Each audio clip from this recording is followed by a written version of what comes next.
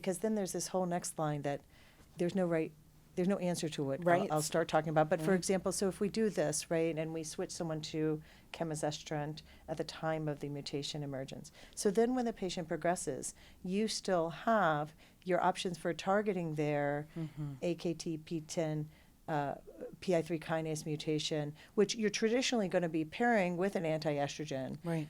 Now we have this explosion of options for which anti-estrogen. Are we going to be doing that next line now with a different oral SERD, pairing with a targeted agent? Are we going to be using a PROTAC if it's approved soon? Are we? So the space is going to look very different before we have the outcomes even from this first trial completed.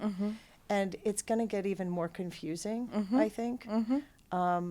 Because it's not really entirely clear how we're going to start pairing all these agents. I completely agree. And I think that's one advantage to the strategy as well. I think a lot about the decrement in quality of life coming from when we switch to chemo, when we switch to ADCs. But some of these targeted oral therapies are not easy on a patient. Yeah. And so many of my patients will say, I loved my time on X CDK4/6 inhibitor, whatever that is of choice. And they're like, can't I still have it? Can't I keep going with it, right? They have so much faith in these drugs. And I think that's one of the other things that we can do, right, is say, it may be that part of your regimen that's still working, but it's this other part that looks like it may not be anymore. So, yeah, we can keep your favorite drug and we'll just switch this other part out. And I think that's reassuring because people already buy in. And probably we're eking more time out of the process as well, which is one of our major goals still. Yeah.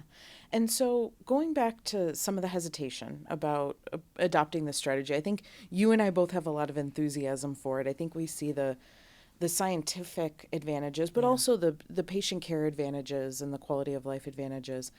Is there anything about the trial design that makes you stop and pause in your implementation of this, or things that you could hear your colleagues saying make them hesitate that you would want to adjust the thought process? It's interesting because the answer easily is actually no. I think it was really beautifully designed. A lot of times by the time we get results from a trial, we already know enough to know that the trial was poorly designed. Or even as I'm still enrolling onto a trial, I think, come on, now we know it should be. We had done X, Y, or Z. Right. In this case, no, it was really well done. It was, you had to have at least 6 months of treatment.